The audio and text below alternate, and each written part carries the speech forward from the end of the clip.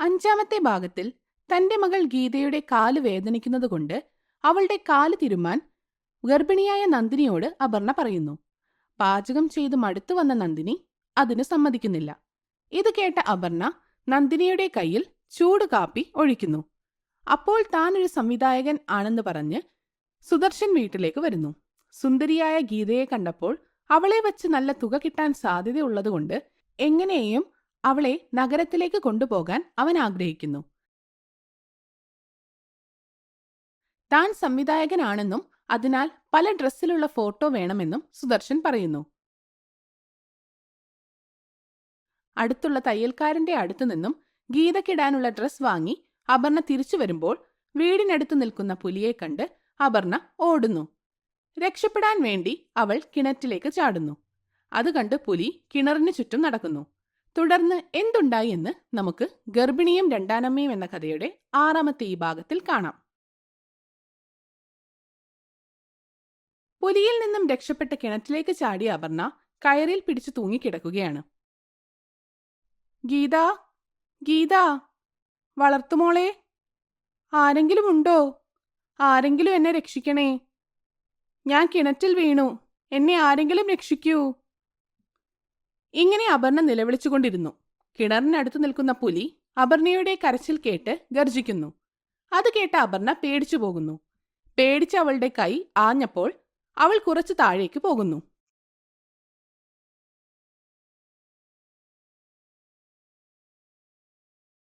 ദൈവമേ, ഈ പുലി എന്നെ തിന്നാൻ വന്നതാണോ? ഈ കിണറിന് അടുത്ത് തന്നെയാണല്ലോ അത് നിൽക്കുന്നത്. എന്റെ ശബ്ദം കേൾക്കുമ്പോൾ അത് അലറുന്നുണ്ടല്ലോ. ഞാൻ മിണ്ടാതിരുന്നാൽ ഇവിടെ ആരുമില്ലെന്ന് കരുതി അത് പൊക്കോളും. ഞാൻ മിണ്ടാതിരിക്കുന്നതാണ് നല്ലത്. ഇങ്ങനെ ഓർത്ത് ശബ്ദമുണ്ടാക്കാതെ അവൾ കയറിൽ തൂങ്ങിക്കിടക്കുന്നു. ആ പുലി ചുറ്റും നോക്കി അവിടെ തന്നെ നിൽക്കുന്നു. ആരുടെയും ശബ്ദം കേൾക്കാത്തതുകൊണ്ട് അത് കിണറിനടുത്ത് കിടന്നുറങ്ങുന്നു. ആ സമയം സോഫയിലിരിക്കുന്ന സുദർശൻ തന്റെ മുന്നിൽ നാണിച്ചു നിൽക്കുന്ന ഗീതയെ നോക്കുന്നു. ഗീത നാണിച്ചുകൊണ്ട് ഇങ്ങനെ ചോദിക്കുന്നു. ഡയറക്ടർ സാർ, എന്താ എന്നെ ഇങ്ങനെ നോക്കുന്നത്? പേടിയാകുന്നുണ്ട്. എന്തിനാണ് പേടിക്കുന്നത് ഗീത? ഞാൻ നിന്നെയല്ല, നിന്റെ സൗന്ദര്യമാണ് നോക്കുന്നത്. നിന്റെ സൗന്ദര്യം കൊണ്ട് നീ വലിയൊരു ഹീറോയിൻ ആവും. അപ്പോ നീ എന്നെ മറക്കില്ലല്ലോ അല്ലേ? താങ്കൾ എന്താ ഇങ്ങനെ പറയുന്നേ? താങ്കളല്ലേ എന്നെ ഹീറോയിൻ ആക്കുന്നത്. അങ്ങനെയുള്ളപ്പോൾ ഞാൻ എങ്ങനെയാണ് താങ്കളെ മറക്കുന്നത്? അത് ശരിയാണ്. പക്ഷെ നിന്റെ അമ്മ എന്താ ഇതുവരെ വരാത്തത്? ഇപ്പൊ നോക്കിയിട്ട് വരാം. ഇങ്ങനെ പറഞ്ഞിട്ട് ഗീത പുറത്തേക്കിറങ്ങുന്നു. കിണറിനടുത്ത് കിടക്കുന്ന പുലിയെ ശ്രദ്ധിക്കാതെ അവൾ ഇങ്ങനെ പറയുന്നു. അമ്മേ, അമ്മേ, എവിടെ പോയാലും ഇങ്ങനെ മിണ്ടിക്കൊണ്ടിരുന്ന് കുറേ കഴിഞ്ഞേ വരൂ. ഇങ്ങനെ പറഞ്ഞുകൊണ്ടുവരുന്ന ഗീതയുടെ ശബ്ദം കേട്ട അപർണ പേടിച്ചു പോകുന്നു. ഗീത, നീ പുറത്തേക്കിറങ്ങല്ലേ. പുലി ഇപ്പോഴും കിണറിന്റെ അടുത്തു തന്നെയുണ്ട്. അത് നിന്നെ കണ്ടാൽ കൊല്ലും. ഇങ്ങോട്ട് വരല്ലേ, നീ പൊക്കോ. അപർണ ഇങ്ങനെ നിലവിളിച്ചുകൊണ്ടിരിക്കുന്നു. ഗീത അമ്മയുടെ ശബ്ദം കേൾക്കുന്നെങ്കിലും അതെവിടെ നിന്നാണെന്ന് മനസ്സിലാകുന്നില്ല. അവൾ ചുറ്റും നോക്കുന്നു. അമ്മേ, എവിടെയാ? ശബ്ദം കേൾക്കാം, പക്ഷെ അമ്മ എവിടെയാ? ഗീത, കിണറിനടുത്ത് പുലിയുണ്ട്. നീ അകത്തു പോ മോളെ. ഈ ശബ്ദം കേട്ട് ഉറങ്ങിക്കിടന്ന പുലി എഴുന്നേൽക്കുന്നു. അതിലെ നടന്നു പോകുന്ന ഗീതയെ അത് നോക്കുന്നു. ഗർജിച്ചുകൊണ്ട് തന്റെ നേരെ ഓടിവരുന്ന പുലിയെ കണ്ടു ഗീത പേടിക്കുന്നു. അയ്യോ, പുലി, പുലി എന്ന് പറഞ്ഞുകൊണ്ട് അവൾ ഓടാൻ തുടങ്ങി. ഓടി വീട്ടിൽ കയറി വാതിലടച്ചു കുറ്റിയിടുന്നു. കിണറിനകത്തു കിടക്കുന്ന അപർണ ഗീതയുടെ നിലവിളി കേട്ട് പേടിച്ചു പോകുന്നു. ദൈവമേ, എന്റെ മോൾക്കൊന്നും വരുത്തല്ലേ. പുലിക്ക് തിന്നാൻ ആരെയെങ്കിലും വേണമെങ്കിൽ എന്റെ ഗർഭിണിയായ വളർത്തുമകളെ എടുത്തോ. അതിനുവേണ്ടി എന്റെ തല മൊട്ടയടിക്കാനും ഞാൻ തയ്യാറാണ്. അപർണ ഇങ്ങനെ പറഞ്ഞുകൊണ്ടിരിക്കുന്നു. ഓടി വന്ന പുലി വാതിലിന് പുറത്ത് നിന്ന് ഗർജിക്കുകയും കാലുകൊണ്ട് വാതിലിൽ തട്ടുകയും ചെയ്യുന്നു. അകത്തു നിൽക്കുന്ന ഗീതയും സുദർശനും പുലിയുടെ അലർച്ചയും വാതിൽ തട്ടുന്നതും കേട്ട് പേടിച്ചു പോകുന്നു. എന്താ ഗീത, പുറത്തൊരു പുലിയുടെ ശബ്ദം പോലെ? അതേ ഡയറക്ടർ സാറേ, പുറത്ത് പുലിയാണ്. ഞാൻ ഒരുവിധം രക്ഷപ്പെട്ടതാണ് അകത്തു കയറിയത്. ഇല്ലെങ്കിൽ ഞാനിപ്പം അതിന്റെ വായിലിരുന്നേനെ. അങ്ങനെ സംഭവിച്ചിരുന്നേൽ നിങ്ങളുടെ സിനിമ ഇൻഡസ്ട്രിക്ക് എന്നെപ്പോലൊരു സുന്ദരിയെ നഷ്ടപ്പെടുമായിരുന്നു. ദൈവം രക്ഷിച്ചു. അല്ലാതെ എന്തു പറയാൻ? അങ്ങനെ ഗീത തന്റെ സൗന്ദര്യത്തെ സ്വയം പുകഴ്ത്തുന്നത് കേട്ട് സുദർശൻ മനസ്സിൽ ഇങ്ങനെ പറയുന്നു. മണ്ടി. ഞാൻ പറയുന്നതെല്ലാം സത്യമാണെന്നാണ് വിചാരിച്ചു വച്ചിരിക്കുന്നത്. ഇവിടെ ഇവളേക്കാൾ സുന്ദരികൾ കുറേ ഉണ്ടെന്ന് അവൾക്കറിയില്ലല്ലോ. സിനിമയുടെ ഭ്രാന്ത് കാരണം ഇവൾ എനിക്ക് കുറച്ച് പണം ഉണ്ടാക്കി തരും. ഇവള് പാതാളത്തിലേക്കാണ് പോകുന്നതെന്ന് ഇവൾ അറിയുന്നില്ലല്ലോ. ഇങ്ങനെ മനസ്സിലോർത്ത് സുദർശൻ അവളോട് ഇങ്ങനെ പറയുന്നു. ശരിയാണ് ഗീത. നിന്നെ പുലി പിടിച്ചിരുന്നെങ്കിൽ വേറെ ഒരു സുന്ദരിയായ പെണ്ണിനെ കണ്ടെത്താനും അവളെ കൈമാറ്റം ചെയ്യാനൊക്കെ എവിടുന്ന ടൈം കിട്ടുക? അത് കേട്ട ഗീത ദേഷ്യത്തെ അവനെ നോക്കുന്നു. അവനോട് ഇങ്ങനെ ചോദിക്കുന്നു. കൈമാറ്റം ചെയ്യാനോ? എന്ത്? ആർക്കു ആരെ കൈമാറ്റം ചെയ്യാൻ? നിങ്ങൾ സത്യത്തിൽ സിനിമാ സംവിധായകൻ തന്നെയല്ലേ? ഇത് കേട്ടിട്ട് എനിക്ക് സംശയം തോന്നുന്നു. ഇത് കേട്ട സുദർശൻ പേടിച്ചുപോയി. അവന്റെ അവസ്ഥ പുറത്തു കാണിക്കാതെ അവൻ മനസ്സിൽ ഇങ്ങനെ ചിന്തിക്കുന്നു. അയ്യോ, വായിൽ നിന്നറിയാതെ വീണ വാക്കിലവൾ കയറി പിടിച്ചല്ലോ. എന്നെ സംശയിക്കാനും തുടങ്ങി. ഞാനിത് സമ്മതിച്ചാൽ എല്ലാം അവതാളത്തിലാകും.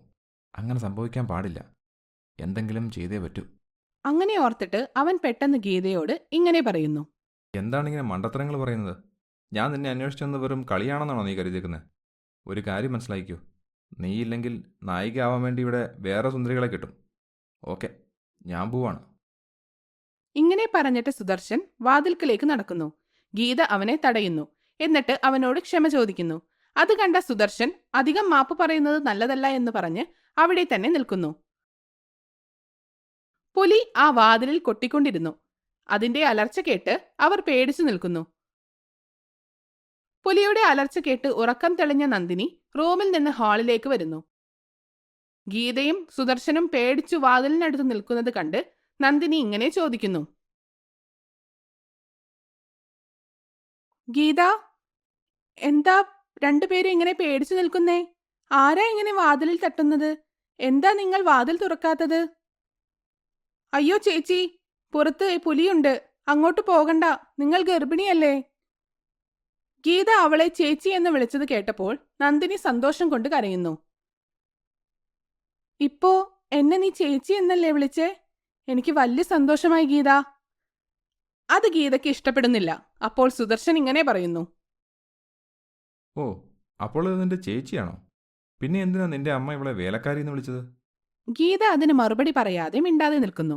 അത് കേട്ട നന്ദിനി പുഞ്ചിരിച്ചുകൊണ്ട് ഇങ്ങനെ പറയുന്നു. ശരിയാണ് സർ, ഞാൻ ഇവിടെ വേലക്കാരിയാണ്. എനിക്ക് വേണ്ടപ്പെട്ടവർക്ക് വേണ്ടി ഞാൻ ചെയ്യുന്നതിനെ അവർ എന്ത് വിളിച്ചാലും സന്തോഷമേ ഉള്ളൂ. ഇതുവരെ ഞാനൊരു അനാഥയാണെന്നാണ് കരുതിയിരുന്നത്. പക്ഷെ ദൈവം എന്റെ പ്രാർത്ഥന കേട്ട് എനിക്കൊരു അനിയത്തിയെ തരും എന്ന് ഞാൻ കരുതിയിരുന്നില്ല. വാതിലിന് പുറത്തു നിന്നുള്ള ശബ്ദം നിൽക്കുന്നു. പക്ഷെ പുലി അവിടെ തന്നെ ഉണ്ടായിരുന്നു. ശബ്ദമുണ്ടാക്കാതെ അത് വാതിൽക്കലേക്ക് നോക്കി നിൽക്കുന്നു. കിണറ്റിലുള്ള അപർണ കയറിൽ പിടിച്ച് മുകളിലേക്ക് കയറാൻ നോക്കുന്നുണ്ട്. നിങ്ങൾ രണ്ടുപേരും ഇവിടെ നിൽക്ക്. ശബ്ദമൊന്നും കേൾക്കുന്നില്ലല്ലോ. അത് ചിലപ്പോൾ പോയി കാണും, അല്ലെങ്കിൽ ചിലപ്പോൾ അവിടെ തന്നെ കാണും. എന്തായാലും ഞാൻ പോയി നോക്കാം. ഇങ്ങനെ പറഞ്ഞിട്ട് നന്ദിനി അടുത്തുള്ള ജനലിലൂടെ പുറത്തേക്ക് നോക്കുന്നു. ഒച്ചയുണ്ടാക്കാതെ വാതിലിന് പുറത്തു നിൽക്കുന്ന പുലിയെ നന്ദിനി കാണുന്നു. അത് കണ്ട നന്ദിനി ഗീതയെ വിളിക്കുന്നു. ഗീതയും ജനലിലൂടെ നോക്കുന്നു. എന്തു ചെയ്യും?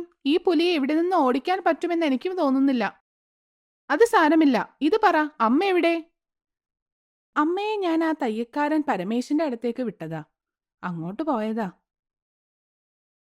ചിലപ്പോ പുലിയുണ്ടെന്നറിഞ്ഞ് അവിടെ തന്നെ ഇരിക്കുകയാവും. ശരി, നീ പരമേശനെ ഒന്ന് ഫോൺ വിളിച്ച് പറ, ഇവിടെ വീടിനടുത്ത് പുലിയുണ്ട്. അത് പോയാൽ ഫോൺ വിളിക്കാം, അപ്പോൾ ഇറങ്ങിയാൽ മതിയെന്ന്. ശരി, ഞാൻ അങ്ങനെ ചെയ്യാം. ഇങ്ങനെ പറഞ്ഞിട്ട് ഗീത തയ്യൽക്കാരൻ പരമേശിനെ ഫോൺ വിളിക്കുന്നു. പരമേശ് ഫോൺ എടുക്കുന്നു. ഹലോ, ആരാണ്? ഹലോ അങ്കിൾ, ഞാൻ ഗീതയാണ്. എന്റെ അമ്മ അപർണ താങ്കളുടെ ഷോപ്പിലുണ്ടോ? ഇല്ല മോളെ, അവരപ്പം തന്നെ പോയല്ലോ. ഇത്രയും നേരം ഇവിടെ നിൽക്കേണ്ട ഒരു ആവശ്യവുമില്ലല്ലോ.